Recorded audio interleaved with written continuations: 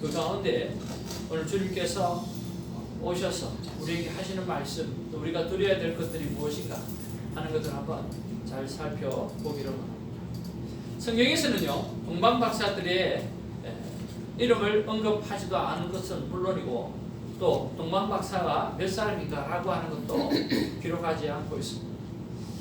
그렇기 때문에 우리가 중요한 것은 그들이 드린 선물이 무엇인가 라고 하는 것에 더욱더 포커스를 해야 될 필요성이 있다고 생각을 해봅니다.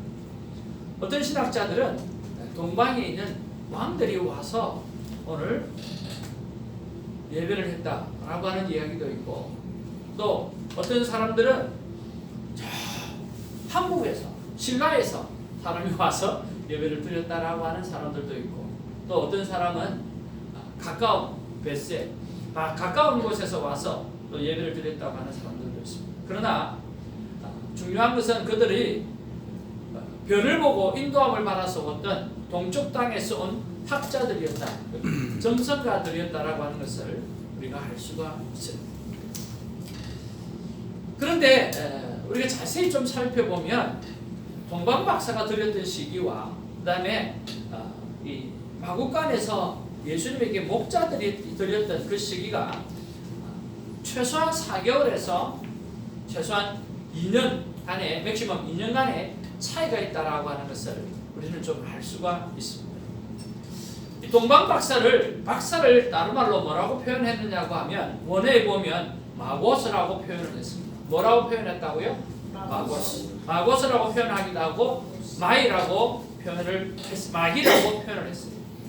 그래서 이 사람들은 메데나, 바사나, 그리고 갈디아인 사이에서 천문학을 공부했던 성직자들 혹은 점성가들이라고 볼 수가 있다라고 하는 거죠. 자, 그들이 왔던 시기와 또 그들이 말하고 있는 여러 가지 것들을 한번 좀 정리를 좀 해 보았으면 참 좋겠습니다. 자, 누가복음 2장 7절을 보면 첫 아들을 낳아라고 했습니다. 그때 쓰여졌던 단어가 뭐냐고 하면 브레포스라고 하는 단어입니다. 브레포스라고 하는 단어는 바로 베이비라고 하는 뜻이에요. 베이비. 첫 아들 베이비를 낳아서 방고에 쌓여 구유에 있는 여관이 있을 곳이 없습니다. 그렇게 이야기를 하고 있습니다. 자, 구유에 나였다 그랬으니까 이 구유는 우리는 마국간이라고 생각을 하는데, 여러분 지금도 이스라엘에 가면 말이 많이 없어요. 그 당시에는 더 말이 없어요. 그럼 여기서 마국간이라고 하는 표현한 것은 우리가 번역을 그렇게 했지만, 마국간이라고 하기보다는 그 당시에는 마국간 그런 것들이 아니라 한 집에 보면 밑에는 가축이 있고 그 다음에 위에는 사람들이 살고, 그렇게 해서 가축들과 사람이 같이 사는 집이에요. 같이 사는 집이고, 그리고 그 집 바깥에 보면 뭐가 있느냐면 계단이 있어요. 계단이 있어가지고 그 계단으로 올라가면 이제 낮에는 덥잖아요. 사막 기후니까. 그래서 2층 루프 지붕에서 많은 시간들을 가졌다고 하는 거예요. 그래서 벽은 돌로 되어 있고, 또 어떻게 지붕은 나무로 이렇게 만들어서 갈대나무 이런 것들로 만들어 가지고, 여러분 중풍병자 보면 아시죠? 그 친구들이 지붕에 올라 지붕을 뚫고 갔댔잖아요. 벽인데 어떻게 뚫느냐? 벽이 아니에요. 갈대나무로 되어져 있고요. 그 다음에 그러면 2층으로 어떻게 올라가나? 사다리 타고 올라가냐? 그게 아니고, 그 이스라엘 집은 집 외벽으로 계단으로 올라가서 옥상을 쉽게 올라갈 수 있도록 만들어 놓았어요. 그래서 그 계단을 타고 올라가서 지붕을 뚫고 그리고 내려갔다라고 하는 거예요. 그래서 구유라기보다는 가축들이 지내는 곳, 방들은 꽉 찬 거예요. 방들은 꽉 찼으니까 어디로 가야 돼요? 갈 데가 없잖아요. 그러니까 그 집안에 구유가 아니고 외양간, 어떤 동물들이 있는 그곳에 들어가게 되어진 것이죠.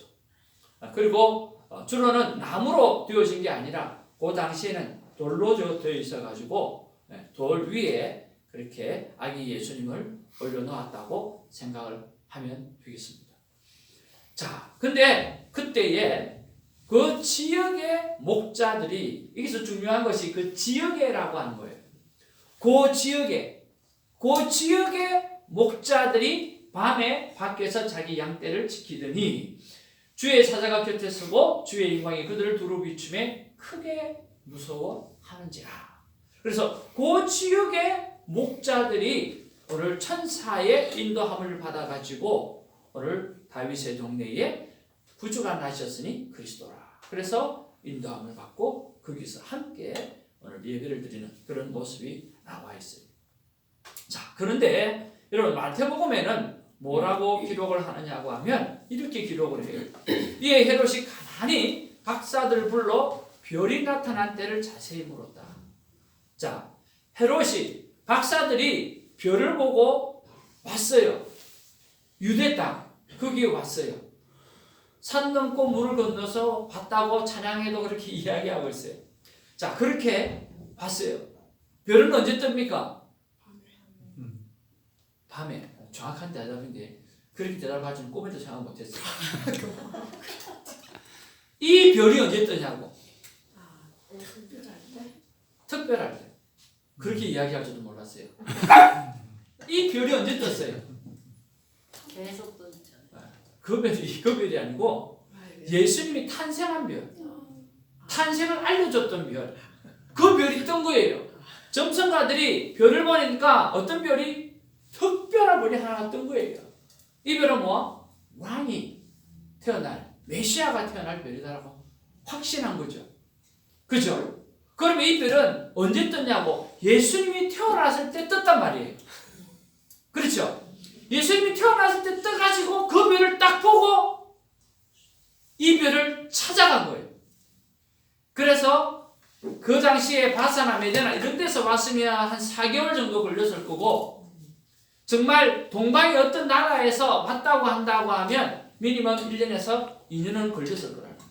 그래서 산 넘어 물 건너 온 거예요. 자, 그렇게 해서 왔어요. 별들 나타날 때가 왔어요. 그리고 그 별을 가지고 이들이 간 곳이 어디냐고 하면 유대 나라 그 땅이에요. 가서 제일 먼저 가보기 어떻게 왕이 났으니까 왕궁을 간 거예요. 헤롯이 있는 데로 간 거예요. 그래서 헤롯에게 물어보는 거예요. 박사들을 불러 별이 나타난 때를 언제 헤롯이 물어보는 거죠. 베들레헴에 보내며 사람들이 막 찾아봤을 거 아니에요. 오? 나 말고 왕이 났다? 말이 안 되는데. 그러면서 야, 이게 무슨 말이냐? 한번 찾아봐. 그래서 막 찾아보니까 사람들이 베들레헴이라고 하는 곳에 다윗의 자손 왕이 날 것이라는 예언이 있습니다. 그래서 박사들에게 가르쳐줘요. 어디? 베들레헴을 가르쳐주는 거예요. 그래서 그 이야기를 듣고 박사들이 나와서 딱 나오니까 뭐가 보여요? 또 그 별이 보이는 거예요. 네, 그 별이 오늘 박사들 인도하러 가는 거예요. 가는데 그 별이 인도하여 간 곳은 베들레헴이 아니고 이미 호적도 다 하고 호적도 다 끝내고 나사렛에서 지나고 있는 그 마리아의 요셉의 집에로 인도하여 가는 거예요. 자, 그렇게 해서 동방에서 보던 그 별이 문득 앞서서 인도했다라고 이야기했어요. 그리고 그 별을 보니까 너무너무 크게 기뻐했더라. 왜? 정확하게 찾아갈 수 있으니까. 그리고 11절에 그들은 어디에 들어갑니까? 어디에 들어갔죠? 집에. 그전에는 어디에 들어갔죠? 마구간. 구유에. 마구간에 들어갔어요. 그리고 여기는요, 집에 들어갔어요. 하우스에 들어갔다. 그리고 앞에 말을 했던 아기는, 첫 아들은 브레포스, 베이비라고 성경은 기록하고 있고요. 오늘 두 번째로 오늘 그 집에 들어가서 아기를 표현할 때는 파이디온이라고 해서 파이디온 성교라고도 있어요. 이는 뭐냐고 하면 child예요. young child. 아주 어린 아이예요. 그리고 거기서 오늘 황금과 유황과 모략을 가지고 경배를 드린다라고 하는 거죠. 이것이 지금 현대 신학자들이 가장 팔로우업하는 신학적 경향입니다. 자, 예수님의 탄생은 분명히 말씀대로 이루어졌어요. 그래서 우리는 성경을 많이 봐야 되고 우리는 성경을 알아야 되고 그리고 성경을 보면서 우리의 내일을 준비하는 삶을 살아가야 된다고 말씀을 드렸습니다. 오늘 말씀을 가까이 하는 저와 여러분 되어지기를 주님의 이름으로 축복을 드립니다. 그러면 오늘 목자들이 오늘 예수님의 탄생을 기뻐하거나 또 동방에 있는 멀리서 온 그들을 통해서 오늘 기뻐 받으셨거나 오늘 예수님은 어떤 분이세요?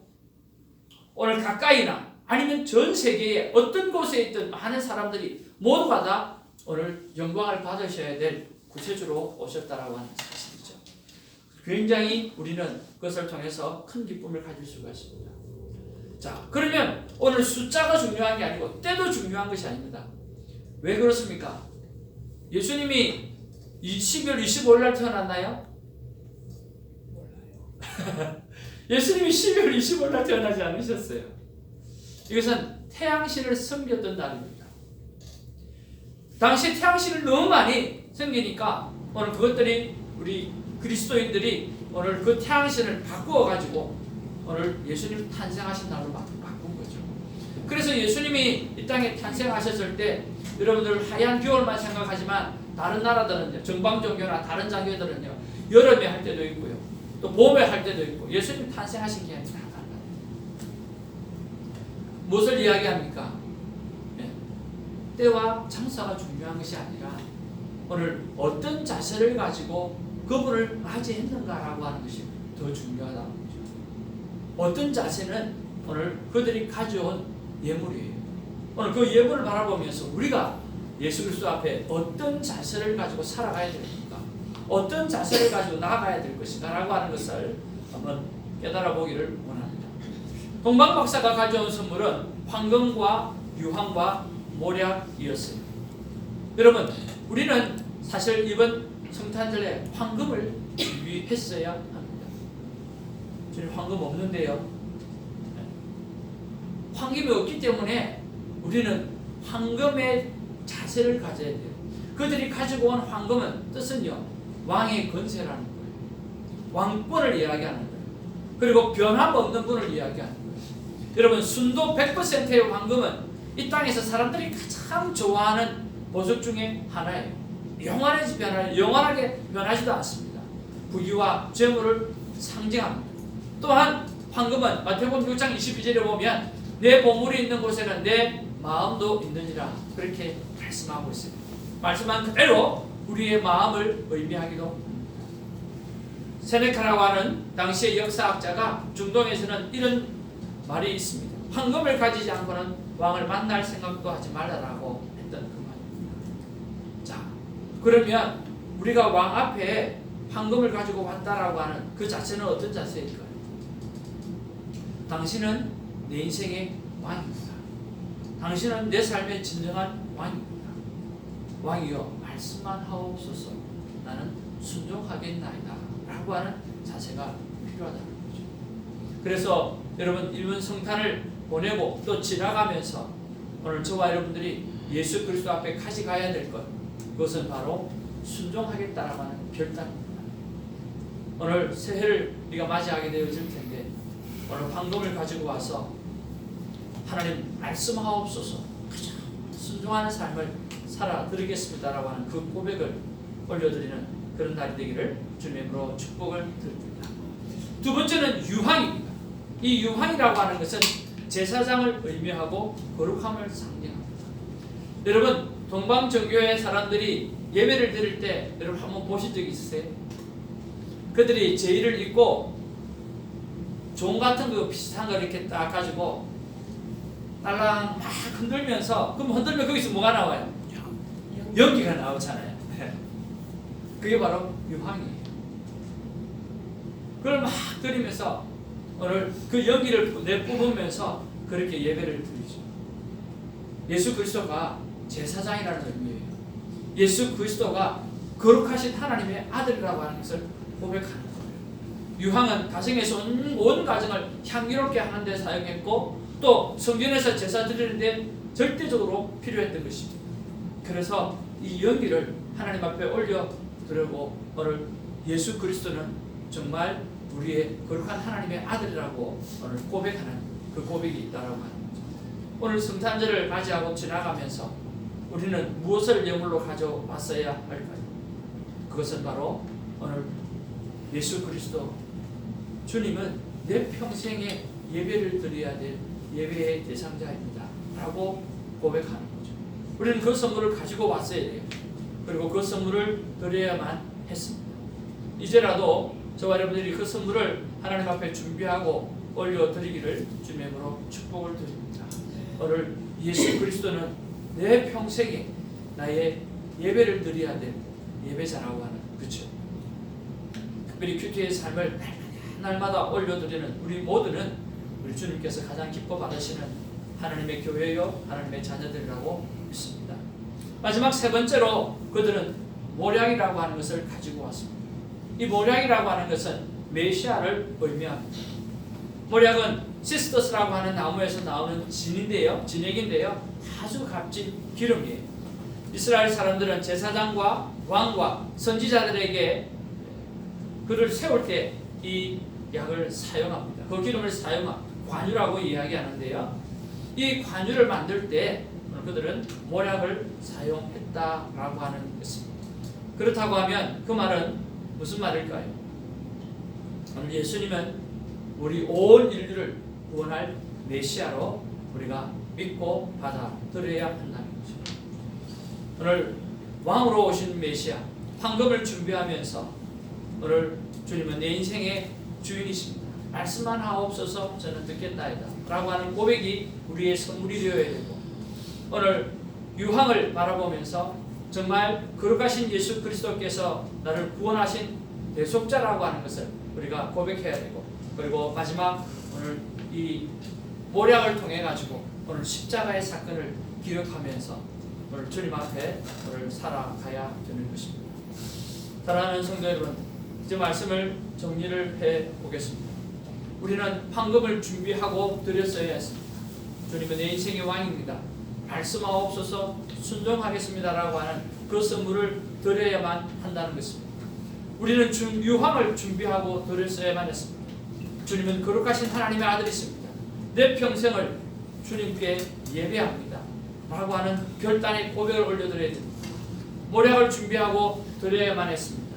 십자가를 통한 죄 사함과 구원의 은혜를 잊지 않고 전하는 자가 되겠다라고 하는 그 고백을 올려드려야 하는 것입니다.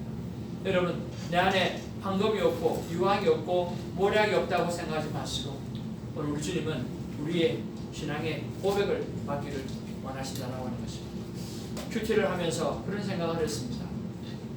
선물이, 여러분 이런저런 선물을 많이 받으셨죠. 이번에 신입사님 모시고 나서 사모님 되게 좋아 보입니다 그러면서 선물을 많이 받았었는가 봐요. 이렇게 이야기를 합니다. 여러분 어떤 선물을 주고 받으셨는지 모르겠어요. 근데 우리에게 정말 중요한 선물은 뭔가, 정말 예수님께서 정말 소원하는 선물은 뭔가, 저는 그런 생각을 해봤어요. 그게 뭘까요? 예수님은 다 가졌잖아요. 다 가지셨기 때문에 예수님께서 가장 기뻐하시는 선물, 또 사람이 사람에게 나누는 가장 기뻐하는 선물은 뭐냐고 하면 저는 결단이라고 봤어요. 결단. 뭐 하는 거예요? 결단하는 거.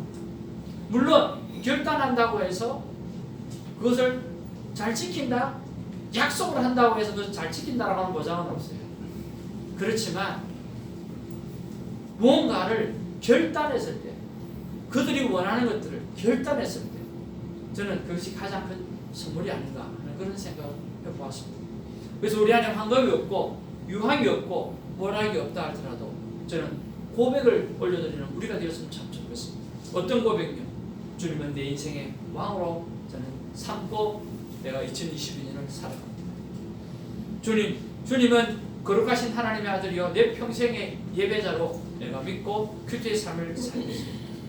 주님, 정말 십자가에 통한 죄사함의 구원 은혜를 내가 잊지 않고 내가 복음을 전하는 전도자가 되겠습니다 라고 하는 그 고백 말입니다. 오늘 그 고백으로 오늘 주님께 선물을 드리고 또 드렸어야 했고, 그리고 드리지 못했다고 하면 드림으로 저와 여러분의 삶이 좀 달라지는 성숙해지는 그런 남은 인생이 되기를 주님의 이름으로 축복을 드립니다. 아들아 딸아 내가 준비한 예물을 기쁨으로 받으리라. 오늘 우리가 이렇게 고백한다고 하면 주님께서는 기쁨으로 받으시겠다고 말씀해 주십니다. 주님의 기쁨이 되는 귀한 선물들이 되기를 주님의 이름으로 축복을 드립니다. 기도하겠습니다. 이 말씀을 생각하면서 다 함께 기도하기를 원합니다. 그리고 오늘 고백과 결단을 올려드리는 시간 되어지기를 원합니다. 기도하겠습니다. 사랑과 내가 충만하시